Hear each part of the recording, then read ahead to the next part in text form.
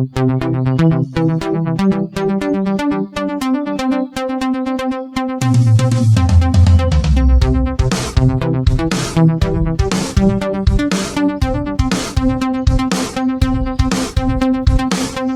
you for tuning in to The Management Game, podcast for managers who don't know what the hell they're doing. We're your hosts, Vikki Brown and Suzanne Ferris, and this is episode 1. In this episode, we'll tell you a little bit about ourselves and our concept for the show. Thanks for stopping by.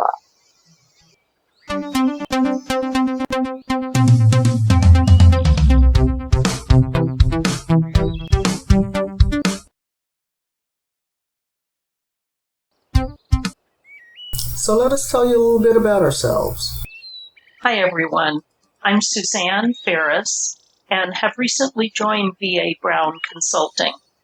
I bring about 30 years of managing people experience, and the last 17 years I have been associated with Stanford University as an Associate Vice President of Human Resources. And I'm Vikki Brown of VA Brown Consulting. I've spent my entire working career in management positions, usually starting from the ground up, so I have not only the manager's perspective, but hopefully can offer the viewpoint of a direct report. My career spans the military, enlisted and officer, retail, city government, and private industry. Suzanne and I are hoping our decades of successes and failures helps you achieve the confident competence to succeed, whether you're a rookie just getting to the show or a seasoned veteran who has been in the game a while. So let's get started.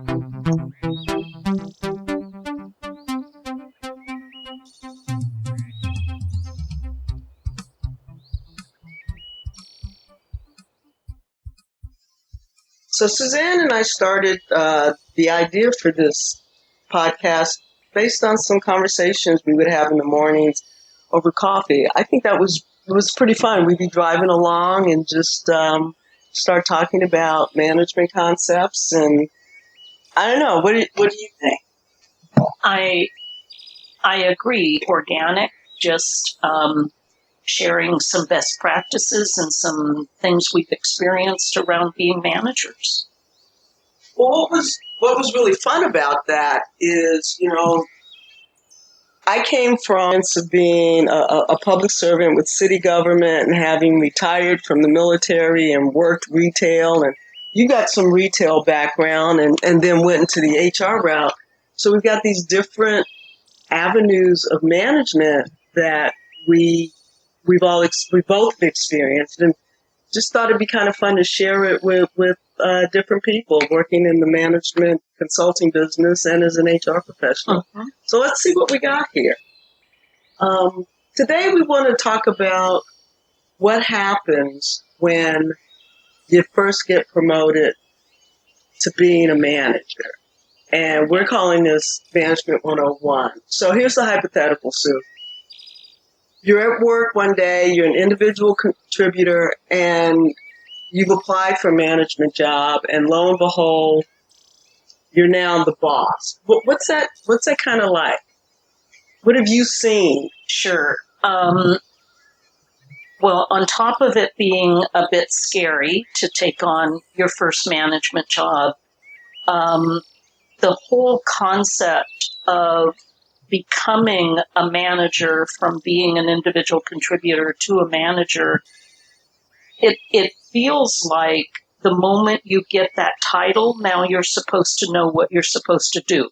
Right, when you've really got that deer in the headlights look, right? Exactly, yeah. Exactly. I have never worked for a place that actually had good management orientation, good management training to move you from that place. So you're kind of talking about the basics of not just this is what the company's about, but this is how your life is going to change. And how everything changes. Your perspective, your point of view, your responsibilities, how you treat people differently from being their peer to being their manager. And that's a hard one, yeah. and how communication is different. Everything changes.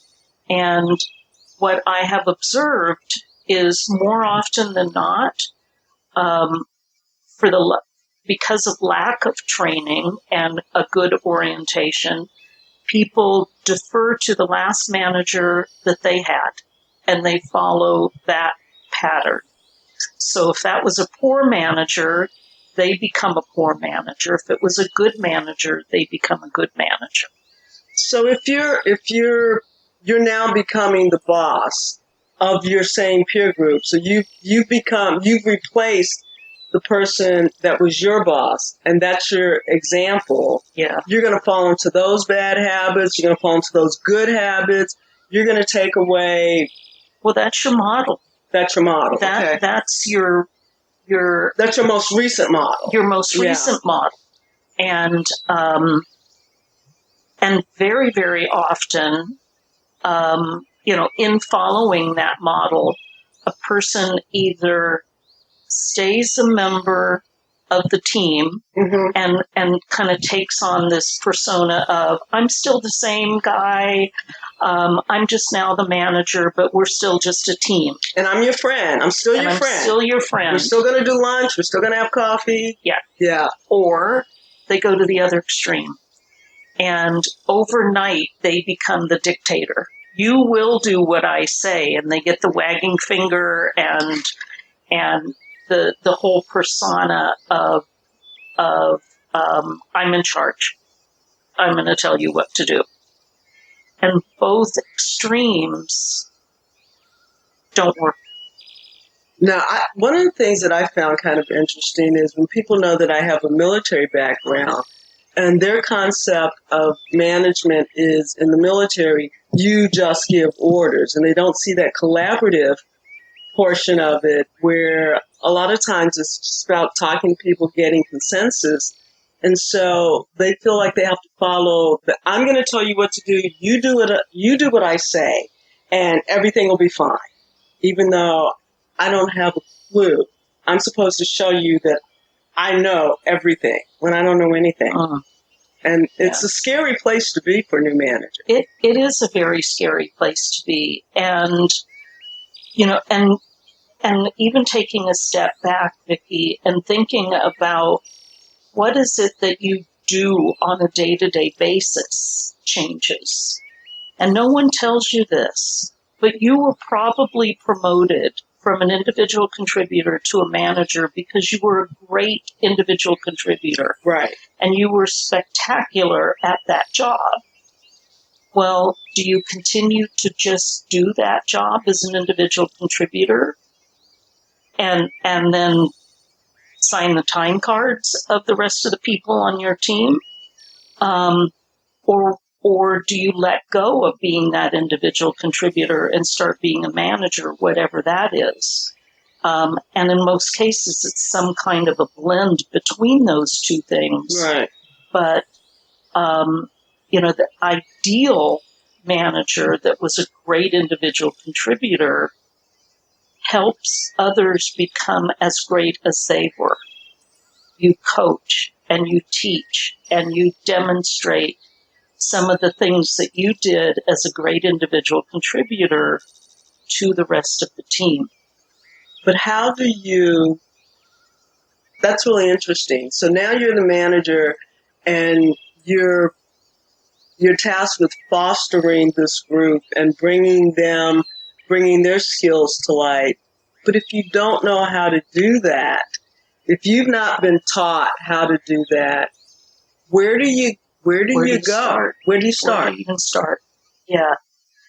And how do you get the people who yesterday were your peers to listen to you, even if you have something remarkable to say? Because you're just one of them. How can you now be some supposed expert and in your field figure. And any kind of an authority figure? The other thing is, I think they also, your peers that are now your direct reports, expect you to perform the same functions that you did as a direct report. I've had staff members that if I would come in and relieve them for a duty, thought that my job was to take over their job with none of my own work to do. Right. And the reality is you probably have your own individual contributor work to do, plus your management work to do, at least until you can replace yourself, if that's an option. Yeah. In the long term. So this whole concept of, and I really do believe it's the art of management, not the science of management. There are so many nuances to managing people. That's what makes it fun. Yeah. It also makes it scary because there's not a specific protocol to follow. It's a lot of by the seat of your pants kind of stuff. But that's why that is so critical, this teaching and mentoring around the art of management, because to make that transition from individual contributor to manager is a huge step and one that is rarely explained. Great. So that's some of the stuff we're going to talk about in upcoming episodes. Next week, we'll talk about the number one attribute a manager must have for success: self-awareness. Thanks for checking us out. And if you like what you've heard, please don't forget to subscribe and tell your friends. I'm Vikki Brown. I'm Suzanne Ferris. And you have just listened to The Management Game.